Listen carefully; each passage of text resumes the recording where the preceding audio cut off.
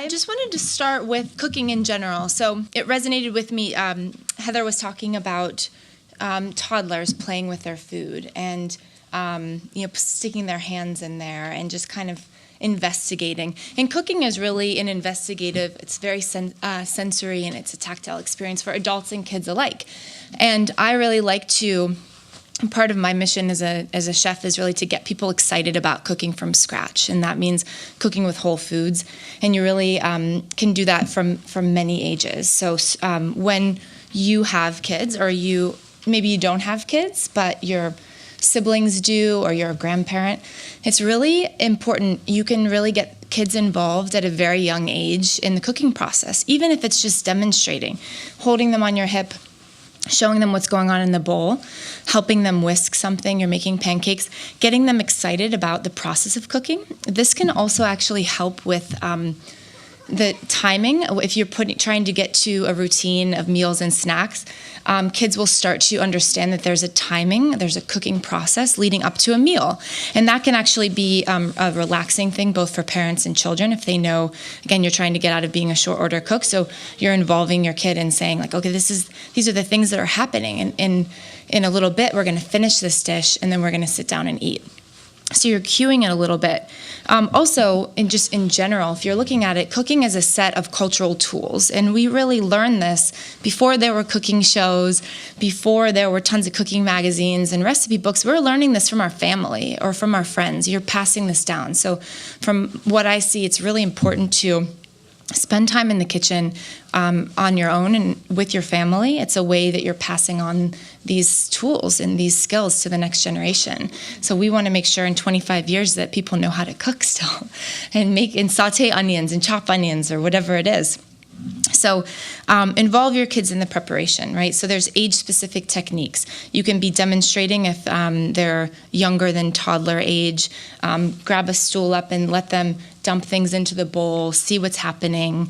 When they're a little older, they can help you de-stem greens, pick herbs, all the tedious things you may not want to do every day, but the things that they will be so excited about. And it's fun. I mean, it's just sort of like playing in the sandbox, and you're having an ability to work with a lot of different things, and you're picking up both you and your child are picking up texture, and maybe you're paying attention to things that are in season, and you have this forum when you're cooking to be able to share that with your child and with your family. When you get more comfortable with those basic skills and tools for your toolbox to make meals from scratch, cooking can also be really relaxing and focusing for the parents and for the adults. So of course, you have to focus so you don't want to cut yourself, right? But also, it's a time you have to slow down. We multitask a lot throughout the day, and when you're cooking, it's a time that you can really connect with your family and connect with your food.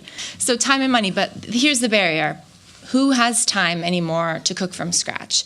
And also there's a barrier for some people that, maybe they don't have money to be cooking a fresh meal every night for dinner. So there's ways to kind of get around this. You don't have to cook a brand new meal every night for dinner. There's ways to do this. So if you're allowing your child to select what they want to eat, let's say you've made a meal and you are offering 3 or 4 different things as part of that, and they only eat one thing and you have a lot of extra vegetables, maybe the next morning you can use those vegetables and scramble eggs with them. And now you have another way that you're utilizing what you already have in your kitchen.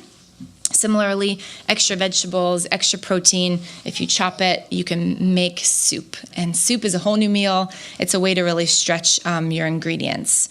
Likewise, if you look in your fridge and you've had the best intentions of buying a bunch of greens when you went to the farmer's market and they're starting to look a little sad, feel free to make smoothies. Oftentimes kids love smoothies, and you can hide a lot of greens in there. You don't even have to hide them. You can show them, like, I'm putting all these greens in there, and it's awesome. It's also strawberry season, so we're going to put strawberries in there. So you can, as an adult or a kid, really boost your nutrition and kind of extend the produce and the fresh ingredients that you're making.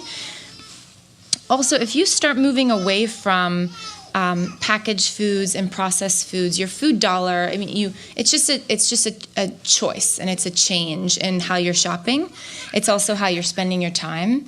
It may take a little more time initially, but you can find that you will be able to utilize more. So if you're cooking out of a box, there's a limited amount of food you can make to that, right? And if you have fresh ingredients, even if there's extra, you can extend them and put them into something else. I did want to say, too, in terms of getting kids involved, just moving back, getting kids involved in the cooking process not only kind of starts to get them familiar with the rhythm of cooking and then eating a meal and sharing that meal together, but it can also help mitigate picky eating. So there's some pride and a sense of accomplishment that kids can have, just like an adult can experience. If you love lasagna and this is the first time you're making homemade lasagna, you're going to feel pretty excited about that, to share that with your family or friends. And kids can feel the same way. I teach some kids cooking classes, and I have a story that I'll never forget. And there were a couple parents coming in, and they like to tell me, well, my kid is a fairly picky eater, and I don't know how they're going to do with some of these things. We're cooking a lot of vegetables. And I said, no problem, we'll just see. And so we're making a frittata that has spinach and a little bacon in it. And to this kid who was a picky eater, he went into it thinking, we are making bacon breakfast pizza, and I'm going to make this pizza for breakfast. I have no idea why he thought it was pizza. It was round. We're making it in a pan, right? It goes in the oven. But he was so excited, and he really ate that. It had a lot of spinach in it. His mother was so impressed. So I think it's important not to underestimate what the power of cooking can do for kind of increasing the enjoyment of food overall for yourself and also for our kids. One thing I'm going to show here, and again, just the last part of this time and money saving technique. This is if you walk away with one little technique, this is one that you can have. If you're chopping and you have vegetable ends like carrots and onions and garlic, peels, celery ends, the parts that you're not going to use, keep them in a bag. I keep like a produce bag around when I'm cooking, and I'll fill that bag with those things. Things you don't put in there would maybe be cabbage, and then things with seeds like tomatoes and cucumbers. Put that bag, I use a Ziploc bag. Keep it in your freezer. Keep filling it, and then when that bag is full, you can make stock. And just dump the ingredients in a pot, cover it with water, bring it to a simmer, and let it simmer for about an hour, hour and a half. If you have chicken bones or something like that, you can throw in there too. And then you strain it, and then you have that liquid to make your soup, to extend it, or you can use that liquid to make rice or beans and things like that. So most people think they aren't able to use those little vegetable ends, but you really can. So one technique for you. This is like when you're an adult, you get to kind of channel your inner child when you're cooking. Cooking is sometimes messy. Cooking is very colorful. Cooking, you're interacting with a lot of textures and flavors, and this is really fun. I think if you're really going to be trying to sustain a lifetime of cooking from scratch and enjoying a healthy lifestyle, part of that is going to be becoming familiar with the techniques that you need and the ingredients, but also practice makes perfect. Not all meals have to be perfect, though, right? So you can make it's hard to make something that's not edible, just straight up. Like it's actually hard. You're going to see if something's burning. You're going to pull it off the stove, right? So just relax into it and experiment, and you're setting a good example for your kids too, to know that you can make something delicious, and maybe the next time you make it, it'll even be more delicious because you've learned from that. But it doesn't have to be perfect. You just have to practice it. You just have to kind of get in there and do it more. So laughter in the kitchen. I think I like to say that laughter is a good seasoning into what you're making. Like if you feel happy and comfortable, then maybe the food's going to just taste better. If you're really stressing out and following the recipe and you forgot an ingredient, just try to substitute something. Make it a little more easy and enjoyable for yourself as well as for your family. The last thing I like to think about is in terms of a healthy lifestyle, and this incorporates kind of having fun with it. There's the food experience is really an important concept that I think about, and it's not just what food you're eating, but like Tara was saying, it's how you're eating it and when you're eating it. So creating mealtime actually extends your food experience, and there's been a lot of kind of data behind the longer people's food experience, the greater sense of satiation and enjoyment they feel from that food. So if you're really hurrying and you're eating in your car, you may have ate this most delicious kale salad that we're going to be eating, but you didn't really absorb that in the way of the overall experience. And if you're sitting down and having a meal, even if it's not the most healthful ingredients on the table, if you're having some conversation and you're sharing that with your friends and family, it can extend this food experience. People tend to eat a little bit less, and there's just a greater sense of enjoyment from that. So consider the ways that on a daily basis for yourself or for your family that you can kind of create these food experiences with kids or without kids. Last slide before my demo here is kids eat what parents eat. So I get a lot of questions like, what are some kid-friendly recipes? Kid-friendly recipes, I mean, if you're actually having them prepare the food with you, there's kid-friendly recipes in terms of maybe some more simple techniques. But I would say that kid recipes are the same as adult recipes. Like your kids should really be eating what you're eating too. Again, it saves both time and money if you're making one meal.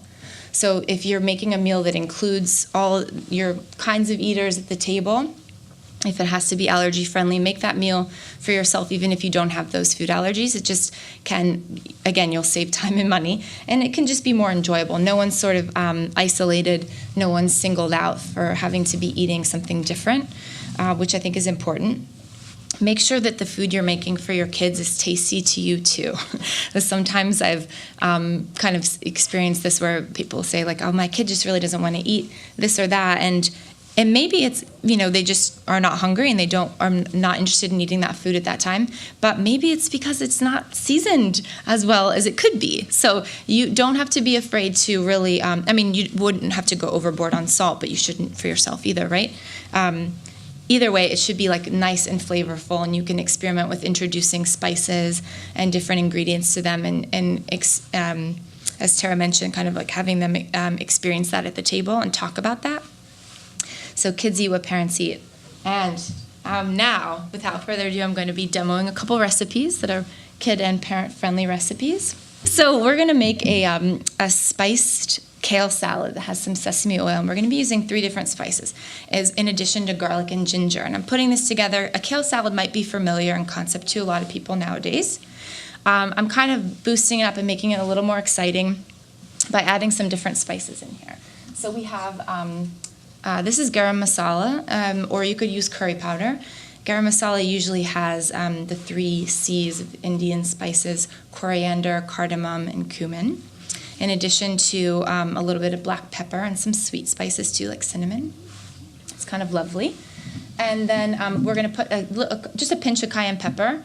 I brought ground cumin. I don't know why. Maybe I'll just throw it in there. I'm going to show you one technique for ginger. I've already chopped the ginger, but I just wanted to show you this is the easiest way to peel ginger, just with a regular old spoon.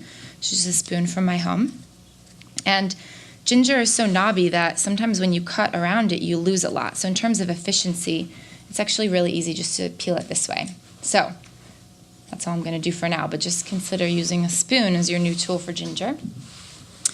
So here's where you can get your kids involved with the greens. So kale, this is curly green kale. There's a few different kinds of kale. And to destem kale, this is something that your toddlers can help you with, or your preschoolers. If you hold it with your non-dominant hand and then just pull down, that's the easiest way to destem kale. And you can keep these for your stock, or even some people put them in their smoothies if you want to. So I'm just gonna do a few of these, and then we'll go ahead and cut them. You can make the same recipe with any kind of leafy green, really. You could use mustard greens, collard greens. It's just the technique, really. So this is very satisfying, as it probably sounds. It's like nice and efficient. You're getting things done. The nice thing about this kind of salad is that, unlike lettuce-based salads, it actually, I'm just going to do one whole head. Unlike lettuce-based salads, it actually lasts well in your fridge. So when you're taking the time to make this beautiful salad from scratch, this can last in your fridge for 4 to 5 days. So that's why I encourage you. The recipe will call for 2 heads. And that's because you can just eat a little bit or present it at a meal and see what happens. So I'm going to ultimately be using this bowl. So I'm going to move these aside here. And I'm just going to show you this little technique. if you kind of line up, so if you're using lacinato kale, which is the kind of flatter, they also call it dinosaur kale, which is cool to talk about with kids because it's dinosaurs. It's easier to kind of line them up and roll them. For the curly kale, you just kind of have to fudge it and roll it. I like to tell people to hold the knife at the edge of the blade. It's like when you play baseball and you choke up on the bat, you have more control over your swing. It's just the same. So try that at home. You don't have to hold the knife down here. You can actually hold it at the edge of your blade. You don't have to have as large of a blade as this. You can also use something smaller. So that helps me. And then with my non-dominant hand, I'm going to protect my my fingers and actually hold the knife against my first knuckle there. And I'm going to creep my hands back. So I'm slicing just thinly here. If you're doing this in a very, very skinny little way, this is called a chiffonade. You can be fancy and have a French technique in your kitchen. So this is technically called a chiffonade. So it's bite-sized. I cross this way as well. And I use my big old knife to actually move the ingredients over to my bowl.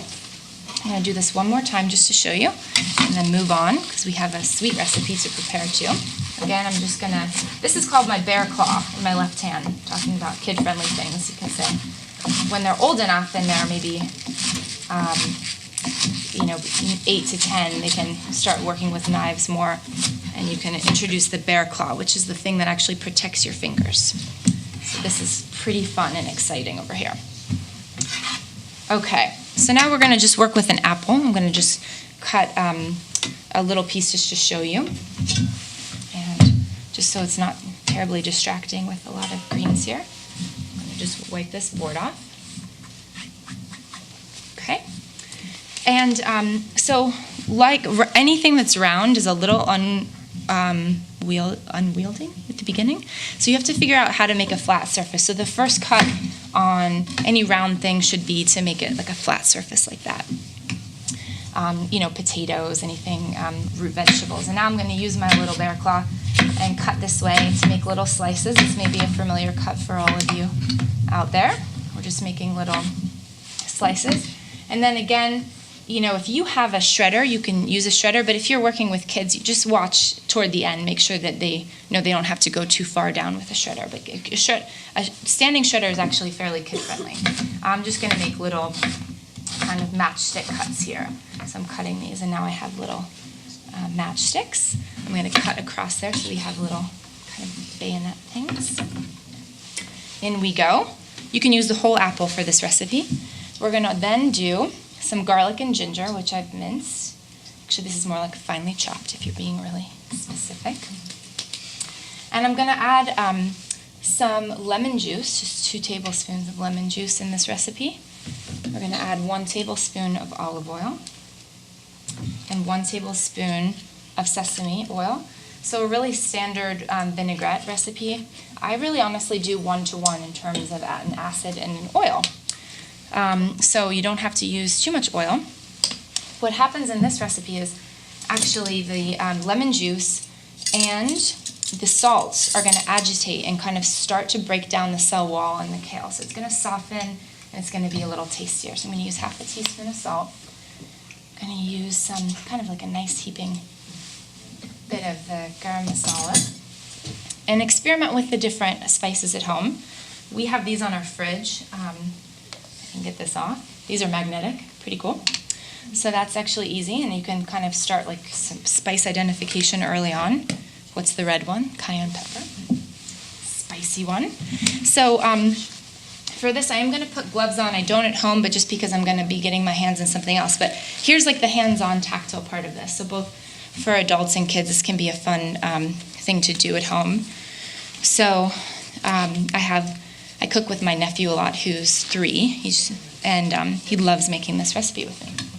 So I'm actually going to just squeeze it. So hand curing kale salad, right? So you're actually almost like massaging, almost as if I'm squeezing water out of it. So you go ahead and squeeze this about 15 or 20 times. And as you can see, it's going to actually really shrink down quite a bit and softens. This makes it also more digestible when you add an acid or a salt to a kind of sturdy leafy green like this. because it starts breaking the cell wall down, like I mentioned.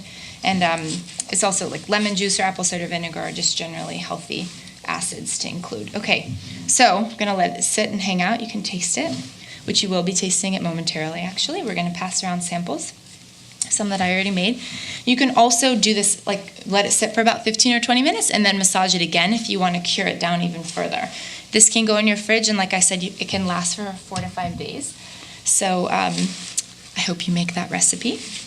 I'm going to move on to one that is the sweet one. And, like both Heather and Tara mentioned, as adults, we may not need to eat every 2.5 hours, but maybe kids do. Or maybe you make this recipe for breakfast and you eat it with a smoothie and you have these little, what I call raw oatmeal cookie dough bites. Doesn't that sound awesome? Yes, indeed. So this is really easy. I'm just going to identify the ingredients for you guys first. This is just almonds, raw almonds, and raw walnuts that I ground into a meal in a food processor. If you don't have a food processor, maybe you have a blender. Try it in your blender.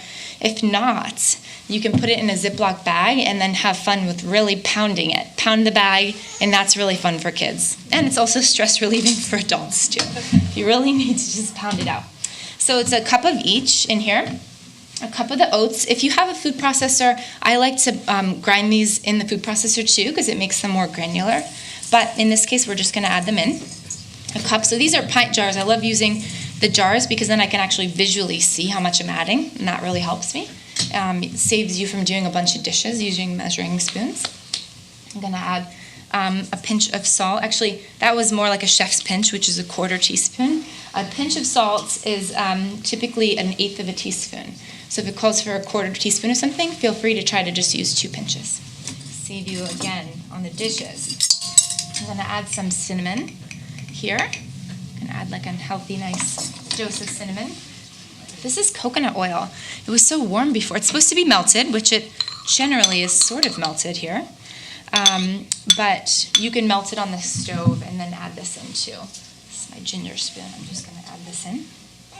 Actually, I'll go ahead and stir this in first and then add in my wet ingredients, which are my coconut oil, raw honey, and my vanilla. And then at the very end here, we're going to add in some raisins. And again, I'm going to, just for this demo, put gloves on and kind of work this by hand. So this is another really fun one. Rolling, we're going to roll these balls. Rolling is a great thing for like 2 and 3-year-olds. At home, we roll meatballs together. We roll these guys. So there's lots of fun to do with the technique of rolling. We're going to add in 2 teaspoons of of vanilla here. And then lastly, I'm going to kind of be eyeballing my honey. We're going to add in 1/2 cup.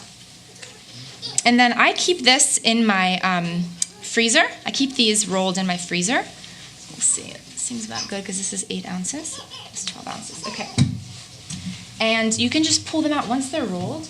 You can just pull a few of them out and put them in your bag if you feel like you need emergency snack food, or have them for breakfast, or like we do also is kind of eat them as a dessert, or put them on the table with your meal. Why not? So I'm going to mix this in and we'll add raisins. You can add chocolate chips if you want it to be really special and chocolatey. You can also do dried cranberries. If they're bigger, like dried cherries, you may want to pulse them in with your nuts. And this, I can even feel through this. This feels pretty fun. It can be a fun thing for kids to work with, especially if they're not comfortable. Like there's some kids that aren't that comfortable getting messy. So this can be a fun one, just kind of like break through that barrier. It's okay. Food is messy sometimes, but you always clean it up. So this is it here. So at this point, what I would do, I'm just going to make a little room here. If initially you make this and they're not really forming little balls easily, put them in your fridge for about 10 or 15 minutes and then try it again, and it can often be easier. So sometimes when we make this, my husband and I we're a little too lazy to even roll them into balls. So we'll just put it in a Ziploc bag like this and then just pull out like a bit of it. You don't have to, if that feels like you don't have the time at the moment to do it, and you can kind of pull out a hunk of it from the freezer and then roll them if you want to. So that is it. I think I'm going to make just one more for demonstration, but we have these out and ready for sampling as well. I know we're going to open it up for questions. Does anyone have any questions about these recipes, actually, that I've just made? I have yellow beets here, and I was going to just throw that in just to show you. It's like really pretty. You can just throw in kind of different things and kind of experiment and have your kids try some things. You know, when you're playing with food, as I talked about before, color is really important. So if you're eating a whole meal, even if it's a really nutritious meal, if everything is green, you're going to just want something white. You're probably, or like if everything is creamy and you have soup and mashed parsnips and creme brulee or custard, you're going to want to eat like potato chips or something, right? So you could consider texture and color and also flavor balancing when you're putting together food.